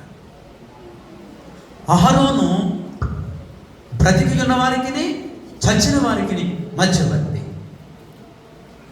యోధా అప్పుడు ఎవరికి మధ్యవర్తి? చంపబడుతున్న యోసేపుని చంపుతున్న వారికి మధ్యవర్తి. ఏ ఉన్నతమైన మాటలండి! అందరూ మధ్యవర్తులు కాగలరా? కానీ ఈ మంచి గుణ లక్షణాలు మనం సంపాదించుకోవాలి.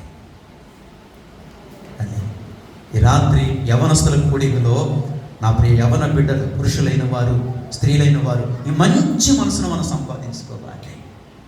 అందరూ మధ్యవర్తులు కాలేరు.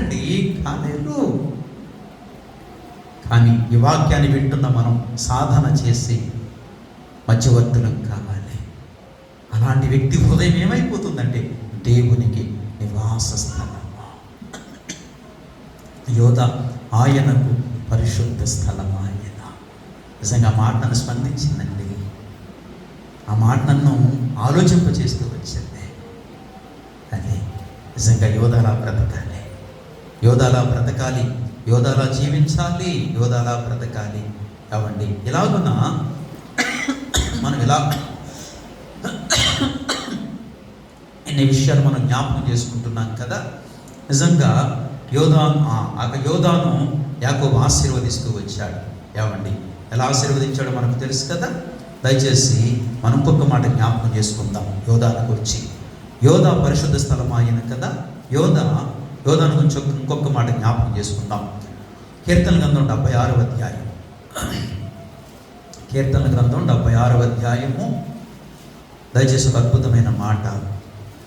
76 కీర్తన 76:1. యోధాలో దేవుడు ప్రసిద్ధుడు. దేవునికి మహిమ కలుగును గాక. ఎంత అద్భుతమైన మాట అండి. 1 యోధా ఆయనకు పరిశుద్ధ స్థలం, అత్యున్నతమైన స్థానాన్ని సంపాదించుకోగలిగాడు. ఎక్కడో మహోన్నతమైన స్థలంలో నివసించేవాడు ఇప్పుడు ఎక్కడ నివసిస్తున్నాడంటే యోధాలో. అది నెంబర్ 1. నెంబర్ 2, సెకండ్ పాయింట్ ఏమిటంటే యోధాలో దేవుడు ప్రసిద్ధుడు. యోధాను బట్టి దేవుడు ఏమైపోతున్నాడు? ప్రసిద్ధుడు. దేవుని నామం మహోన్నతమైనది. యోధాను బట్టి దేవుని నామం ఏమైపోతుందంటే ప్రసిద్ధికి ఎక్కిపోతుంది. ఈనాడు మనలను బట్టి మన దేవుని నామము ఏ కావాలో తెలుసునా? ప్రసిద్ధికి ఎక్కాలి. అమ్మ చూడండి, మనలను బట్టి మన దేవుని నామము, పరిశుద్ధుడైన దేవుని నామము, మన ప్రాణదాత నామము, మన కొరకు ప్రాణం పెట్టిన మన దేవుని నామము ఏమైపోవాలో తెలుసా? ప్రసిద్ధికి ఎక్కాలి. అదే ప్రసిద్ధికి ఎక్కాలి. మన దేవుని నామం ప్రసిద్ధికి ఎక్కాలంటే ముందు మన క్యారెక్టర్ని జనాలు చూస్తూ ఉంటారు. ప్రసిద్ధికి ఎక్కాలంటే దేని మీద ఆధారపడి ఉంది? ప్రసిద్ధి అంటే మహిమ. మత్తయి సువార్త 5వ అధ్యాయము 16వ వచనం సహకరించండి. మత్తయి సువార్త 5వ అధ్యాయం 16వ వచనం. మనుషులు మీ సత్క్రియలను చూచి పరలోకమందున్న మీ తండ్రిని మహిమపరచునట్లు వారి ఎదుట మీ వెలుగును ప్రకాశింపని. మనుషులు ఏం చూస్తున్నారు? మీ సత్క్రియలను చూస్తున్నారు. దేవుని నామం కొనియాడబడాలంటే ప్రసిద్ధి అంటే అర్థం ఏమిటి? కొనియాడబడటం, గణపరచబడటం. బాబీ నమ్ముకున్న దేవుడండి, సుధీర్ నమ్ముకున్న దేవుడండి, రాజేష్ నమ్ముకున్న దేవుడండి, నిజమే. ఉమా నమ్ముకున్న దేవుడండి, పృథ్వీ నమ్ముకున్న దేవుడండి, నాని నమ్ముకున్న దేవుడండి. ప్రసిద్ధిలోకి వచ్చేయాలి. ఎంత అద్భుతమైన మాట. రెండోది ఎంత మంచి సాక్ష్యం. నిజంగా ఎంత అద్భుతమైన మాట ఇది. చూడగలుగుతున్నాం. యోధాలో దేవుడు ప్రసిద్ధుడు, ప్రసిద్ధికి ఎక్కిన దేవుడు, ప్రసాద నమ్ముకున్న దేవుడు. నిజమే. మన జీవితాలు ఎలా ఉండాలి? 1, దేవునికి పరిశుద్ధ స్థలముగా మన హృదయం ఉండాలి. 2, మనల్ని బట్టి మన దేవుడు ప్రసిద్ధుడు కావాలి. అంతేగాని దేవుని నామమునకు అవమానం ఎన్నటికీ రాకూడదు. నిజంగా యోధ ఎంత ప్రయత్నం చేసి ఉంటాడు. నిజంగా యోధ తల్లకిందులైపోయి ఉంటాడండి. యోధాలో దేవుడు ప్రసిద్ధుడు. ఎంత ఉన్నతమైన మాటలండి. రాత్రి 2 మాటలను సంధించినాయి. అని యోధాలో దేవుడు ప్రసిద్ధుడు. నిజంగా మనల్ని బట్టి మన దేవుడు నామం ఏమైపోవాలంటే ప్రసిద్ధికి ఎక్కిపోవాలి. ప్రసిద్ధికి ఎక్కాలంటే ఊరకనే ఉంటే ఎక్కుద్దా? ప్రసిద్ధికి ఎక్కాలంటే ఊరకనే ఉంటే ఎక్కుద్దా? ప్రసిద్ధికి ఎక్కాలంటే ఒక మాట జ్ఞాపకం చేస్తాను. యెషయా ప్రవచన గ్రంథము దయచేసి గమనించండి. 62వ అధ్యాయం. యెషయా ప్రవచన గ్రంథం 62వ అధ్యాయం. అందరూ నేర్చుకోవలసింది ఇది. 7వ వచనం. యెహోవా జ్ఞాపకకర్తలారా విశ్రమింపకుడి, ఆయన యెరూషలేమును స్థాపించు వరకు లోకమంతటా అది దానికి ప్రసిద్ధి కలుగ చేయు వరకు ఆయనను విశ్రమింపనీయుడి. యెహోవా జ్ఞాపకకర్తలారా. ఎలా ఉండాలి? దేవుడు ప్రసిద్ధుడైపోవాలంటే మనం ఎలా ఉండాలి? ఇప్పుడు జ్ఞాపకకర్తలం, విజ్ఞాపనకర్తలము. అది యవ్వనస్తులు మంచి ప్రార్థనా పరులు కావాలి. అని యవ్వనస్తులు మంచి ప్రార్థనా పరులు కావాలి. అద్భుతమైన ప్రార్థనలు చేయాలి. మంచి ప్రార్థనలు చేయాలి. ఉపవాస ప్రార్థన చేయాలి. కుటుంబ ప్రార్థన చేయాలి. సంఘ ప్రార్థన చేయాలి. అని అందుకే అక్కడ చెప్పబడిన మాట ఎప్పుడు ప్రసిద్ధికి ఎక్కుతుందంటే అంటాడు, యెహోవా జ్ఞాపకకర్తలారా విశ్రమింపకుడి, ఆయన యెరూషలేమును స్థాపించు వరకు లోకమంతటా దానికి ప్రసిద్ధి కలుగ చేయు వరకు ఆయనను విశ్రమింపనీయకుడి. అది ఎంత గొప్ప మాట. నిజంగా యవనస్తులారా ఒక మాట అడుగుతున్నాను సేవకునిగా. ప్రార్థనా జీవితం ఎలా ఉంది? ప్రార్థనా జీవితం ఎలా ఉంది? ఈ కూడిక ద్వారా అయినా ప్రార్థన నేర్చుకోవాలి. నిజమే, నా దేవుని నామము నా ద్వారా ప్రసిద్ధికి ఎక్కాలి. ప్రార్థనలో పవిత్రత ఉందండి. ప్రార్థనలో పరిశుద్ధత ఉందండి. ప్రార్థనలో జీవం ఉందండి. నిజంగా ప్రార్థనలోనే పరిశుద్ధత, ప్రార్థనలోనే జీవం, ప్రార్థనలోనే ఆశీర్వాదం. అదే ప్రసిద్ధికి ఎక్కుద్ది. యోధాలో ఎంత గొప్ప గుణాలు కనబడుతున్నాయి చూడండి ప్రియులారా. నిజంగా అలాంటి యవనస్తులుగా మన బిడ్డలందరూ ఉండాలని ఈ రాత్రి సేవకునిగా ఆశించి ఈ మాటలు జ్ఞాపకం చేస్తున్నాను. యోధా దేవునికి పరిశుద్ధ స్థల మాన్యత చాలా నెంబర్ 1. అద్భుతమైన మాట. అదే యోధాలో దేవుడు ప్రసిద్ధుడు. యోధాను బట్టి దేవుని నామం ఏమైపోయిందంటే ప్రసిద్ధికి ఎక్కిపోయింది. నిజంగా అలాంటి ప్రసిద్ధికి ఎక్కవలసిన కార్యాలు మనం చేయాలి. ఏమండి, నిజంగా ప్రభావితం చేయబడాలి. అలాగే మన దేశంలోనికి ఎంతమంది మిషనరీలు వచ్చారు? ఎంతోమంది మిషనరీలు వచ్చారండి. ఎంతమంది మిషనరీలు ప్రభావితం చేయబడ్డారు. విలియం కేరీ ప్రభావితం చేయబడ్డాడు. జాన్ నాక్స్ ప్రభావితం చేయబడ్డాడు. జాన్ నాక్స్ అనే కదా ప్రార్థనాపరుడు. బ్రిటన్ దేశ ప్రాణి ఏముందో తెలుస్తున్నా? ఏమో నీలో అధికారం ఉంది కదా, ఎందుకు ఆ యవనస్తుడికి భయపడుతున్నావు? 24 సంవత్సరాల యవనస్తుడి కంటే లేదు అతడు మోకాళ్ళ మీదకి వెళ్తాడు. జాన్ నాక్స్ 24 సంవత్సరాల యవనస్తుడు, అతడు మోకాళ్ళ మీదకి వెళ్తాడు. అందుకే అతడంటే నాకు భయం, అందుకే అతడంటే నాకు టెర్రర్ అంది. ఒక రాణి అయి ఉండి, ఒక దేశాధినేత అయి ఉండి నిజంగా ప్రార్థించే వారికి భయపడతారు. ప్రియులారా, భయపడతారా? అలాంటి ఉన్నతమైన ప్రార్థన మనం నేర్చుకోవాలి. ప్రార్థన చేస్తే చాలు కాబట్టి సాతాను గడగడలాడుతూ ఉంటాడు. యవ్వనస్తులు మంచి ప్రార్థనా పరుడు కావాలి, మంచి ప్రార్థనా పరుడు కావాలి. నిజంగా మరి మీ ప్రార్థనా జీవితం ఎలా ఉందో మీరు పరీక్షించుకోవాలి. ఎంత సమయం ప్రార్థించగలుగుతున్నారు? అమ్మాయిలు, నా ప్రియమైన బిడ్డలు ఎంతసేపు ప్రార్థన చేయగలుగుతున్నారు? టార్గెట్ పెట్టుకోవాలి. ఎవరి బిడ్డ ఎంతవరకు ప్రార్థన చేయగలుగుతున్నారు? దేవుడు ఆశించేది ఒకటి, రాత్రి యోధాలో దేవుడు ప్రసిద్ధుడు. మన ద్వారా దేవుడు తన నామమును ప్రసిద్ధికి ఎక్కాలనుకుంటున్నాడు. మనం ఎక్కడుంటే అక్కడ, ఏ కుటుంబంలో ఉంటే ఆ కుటుంబంలో, ఏ గ్రామంలో ఉంటే ఆ గ్రామంలో, ఏ ప్రాంతంలో ఉంటే ఆ ప్రాంతంలో మన ద్వారా దేవుడు ప్రసిద్ధికి ఎక్కాలనుకుంటున్నాడు. ఎంతకంటే దేవునికి మనం ఏమి ఇవ్వగలం? ఎంతకంటే మన రక్షకునికి మనం ఏమి ఇవ్వగలం? ఇంతకు మించిన జీవితం ఇంకేముంటుంది చూడండి. మన మాటను బట్టి, మన క్రియలను బట్టి, మన ప్రార్థనను బట్టి, మన ఆత్మీయతను బట్టి, మన జీవితాన్ని బట్టి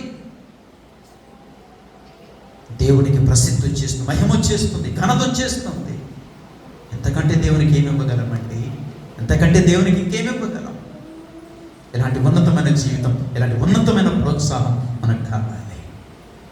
అదే నిజంగా ప్రోత్సాహపడదాం. నేను ముగించేయచ్చా? వచ్చేస్తున్నాడా?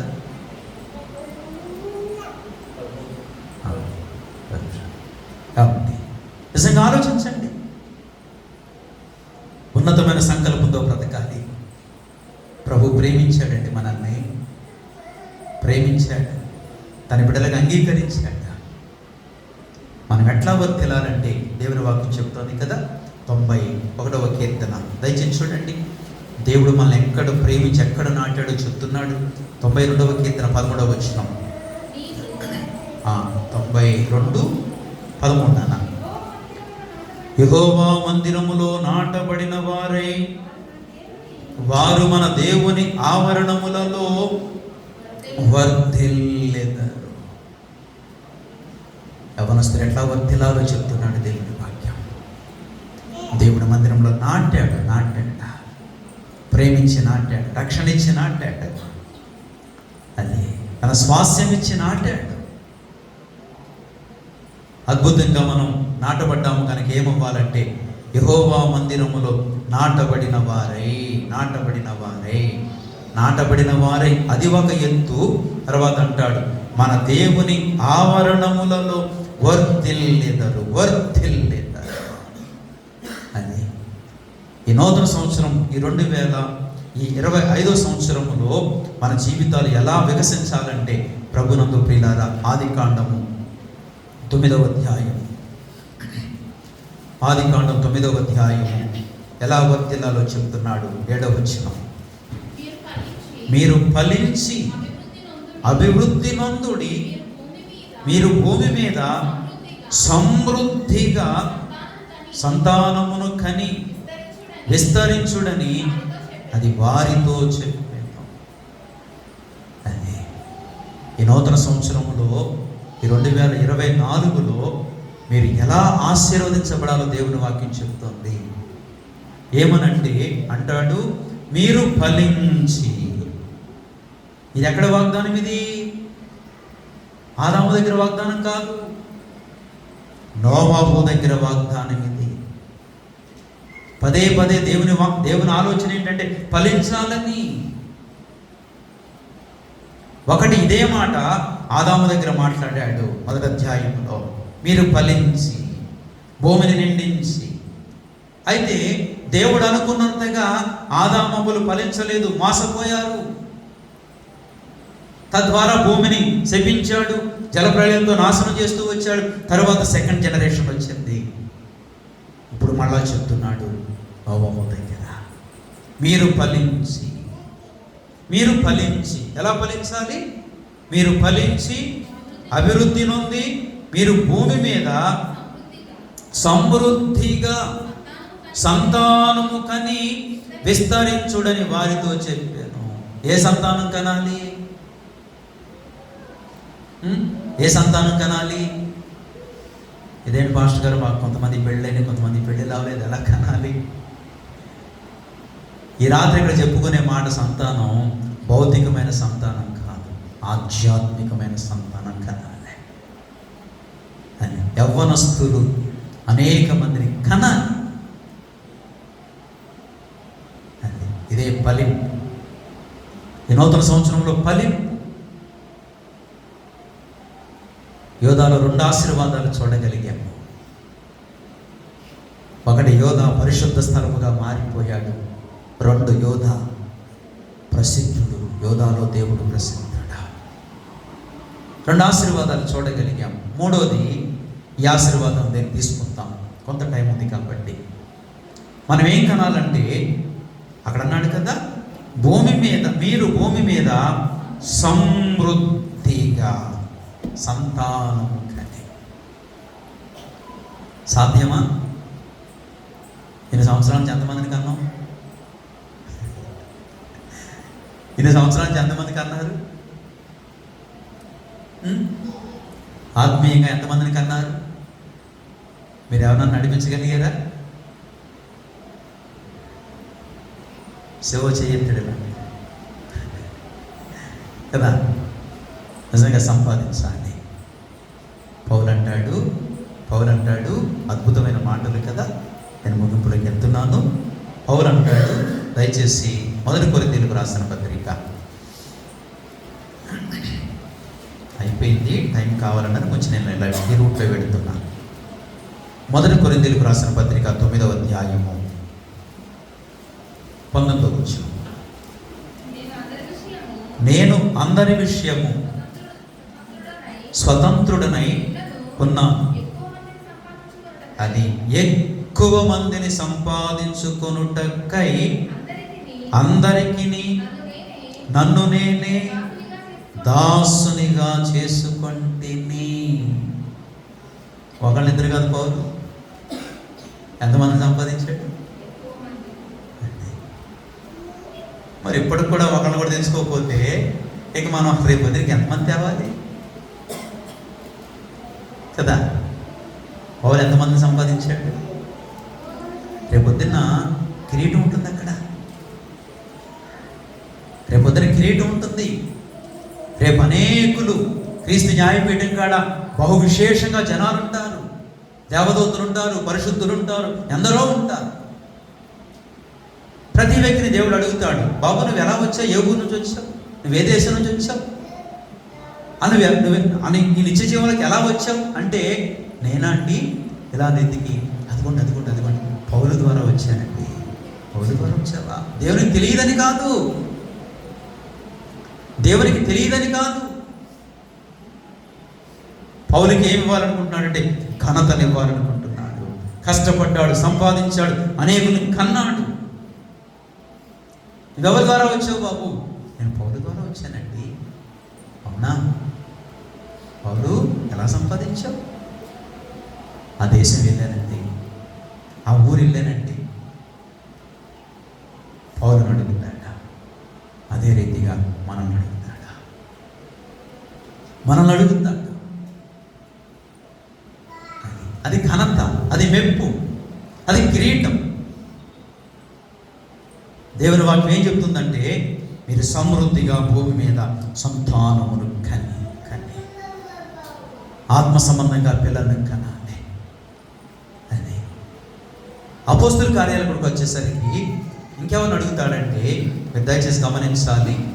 ఏమండి, అపోస్తుల కార్యాలైనా దయచేసి యోహాను సువార్త దయచేసి గమనించండి. ఏమండి, ఈ మాట చూడండి, 44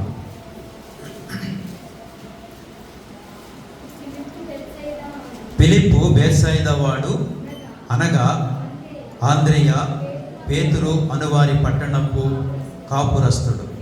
ఫిలిప్పు నతనయేలును కనుగొని ధర్మశాస్త్రములో మోషేయు ప్రవక్తలను ఎవరిని గూర్చి వ్రాసిరో ఆయనను కనుగొంటిమి, ఆయన యోసేపు కుమారుడైన నజరేయుడకు యేసు అని అతనితో చెప్పెను అని.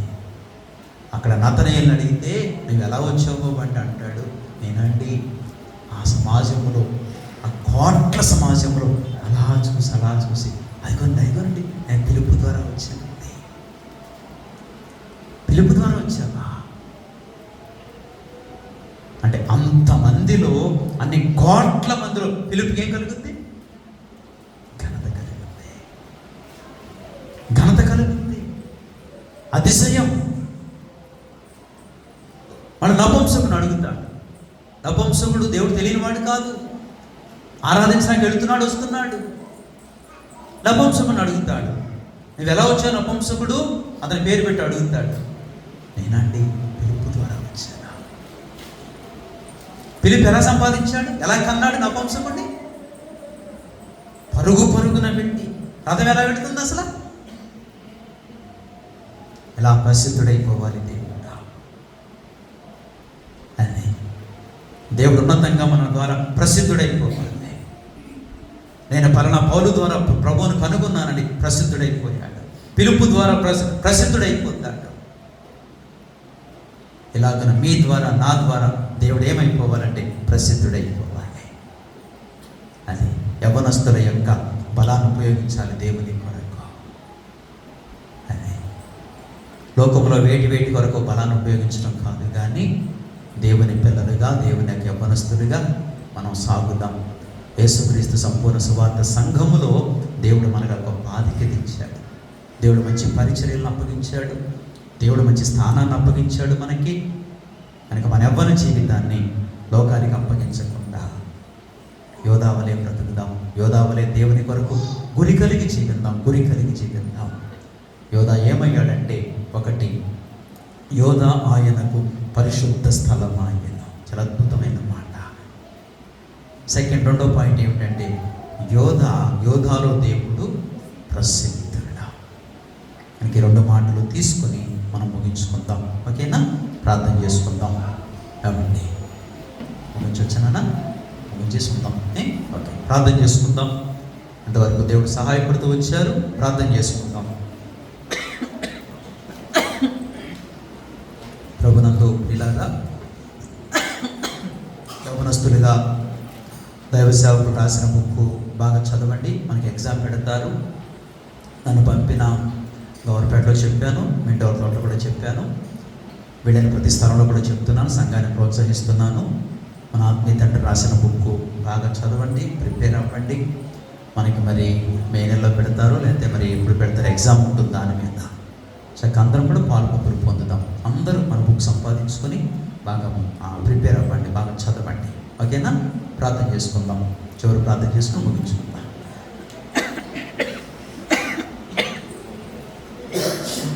ప్రేమ కలిగిన తండ్రి, మహాపరిశుద్ధుడా, నీ వందనాలు.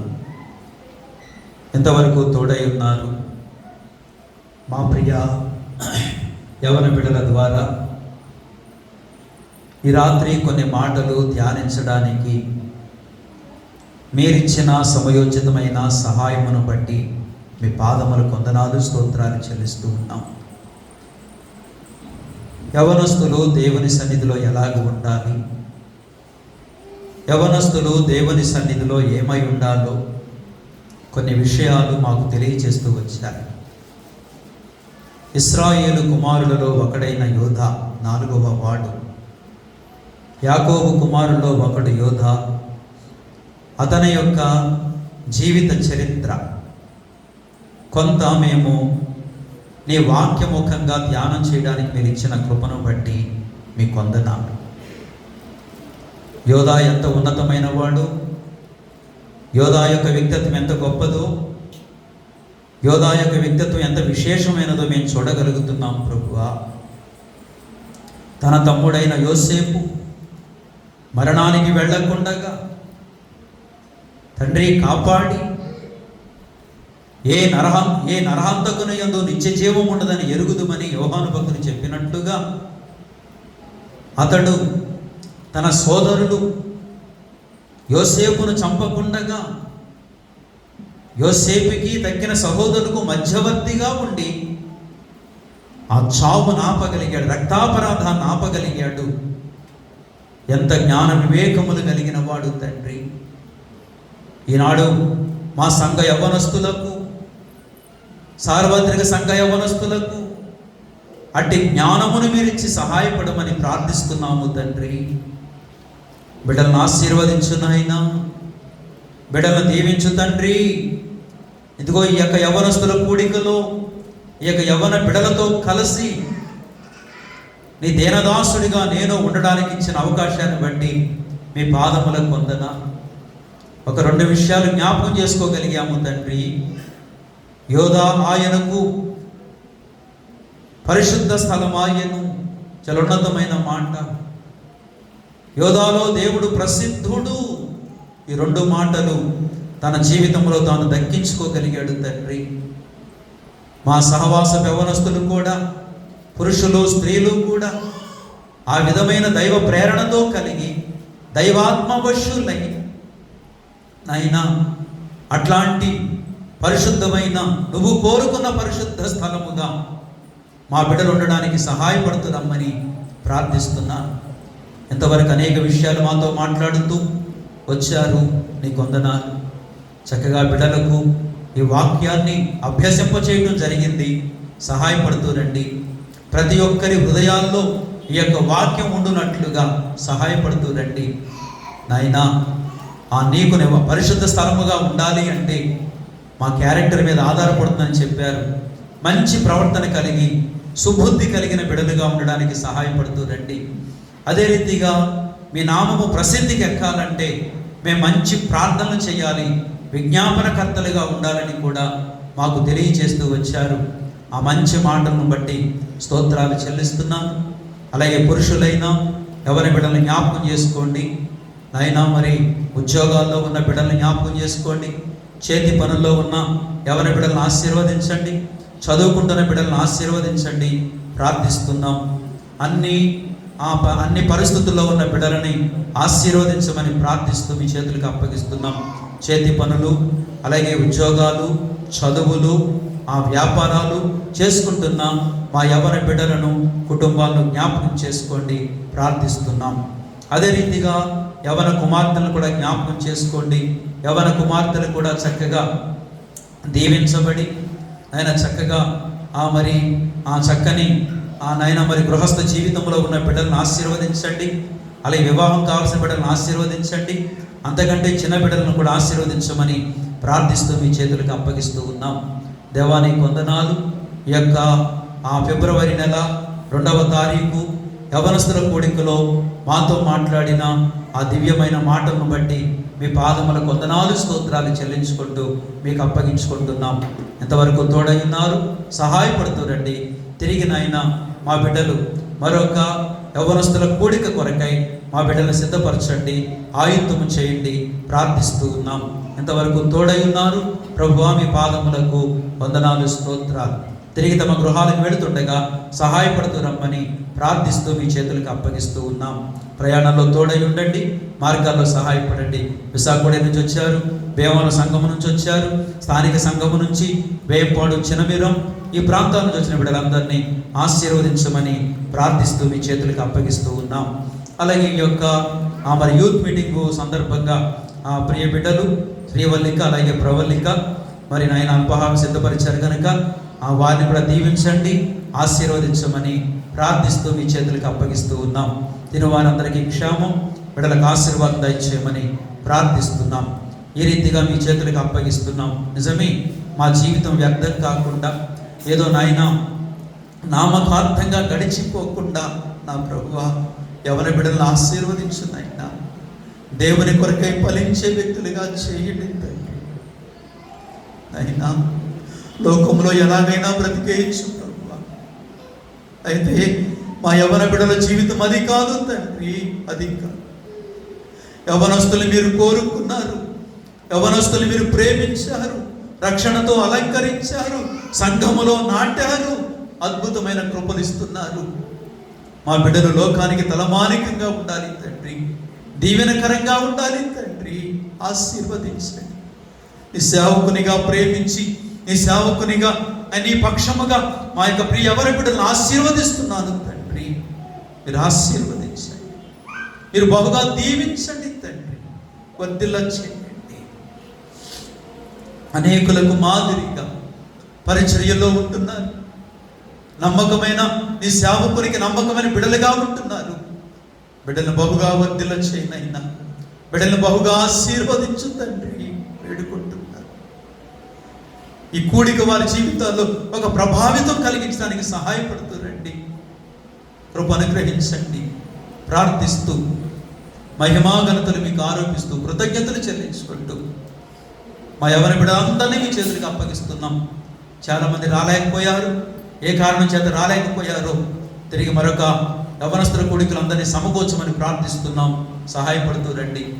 అదే రీతిగా యవ్వనస్తులు ఆ లింకు ప్రార్థనలో కూడా ఉండడానికి కృప అనుగ్రహించండి.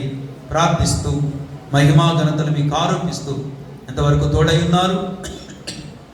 ఉదయకాలం నుంచి జరిగించిన ఆరాధన కార్యక్రమాల కొరకే నీ వందనాలు. రాత్రి వ్యామలో జరుగుతోంది. నీ సేవకుని ఆత్మీయ తండ్రిని బలపరిచి వాడుకోండి. ప్రార్థిస్తూ అలాగే ఇక్కడికి వచ్చిన బిడ్డల్లో ఎవరైతే బలహీనలుగా ఉన్నారో, ఎవరైతే అనారోగ్యాలతో ఉన్నారో వారందరినీ స్వస్థపరచండి. ప్రార్థిస్తున్నాం.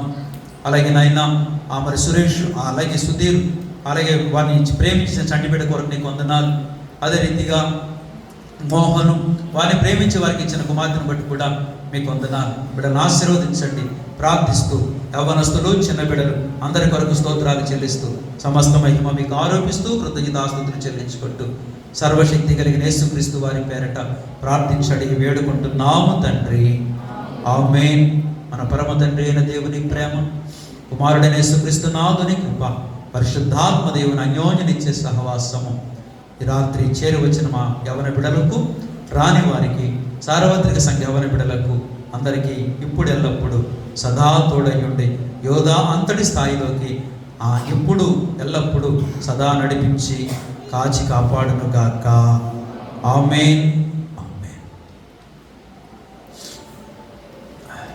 అందరు కొందాలండి. వచ్చేసినాయా? చేశాక చేద్దాం. చిన్న ప్రార్థన చేద్దాము. ప్రేమగల తండ్రి, పరిశుద్ధుడా నీకు వందనాలు. సిద్ధపరిచిన అల్పాహారం కొరకు స్తోత్రాలు. తినుచుండగా బిడ్డలకు క్షేమము దీవెన దయచేయండి. సిద్ధపరిచిన బిడ్డలను కూడా ఆశీర్వదించమని కోరుతూ యేసు ప్రభు పేరట అడిగి వేడుతున్నాము తండ్రి. ఆమేన్. ఆమేన్. మా తీసుకుని చక్కగా ఇంటికి వెళ్ళింది కానీ లేట్ అయింది కదా.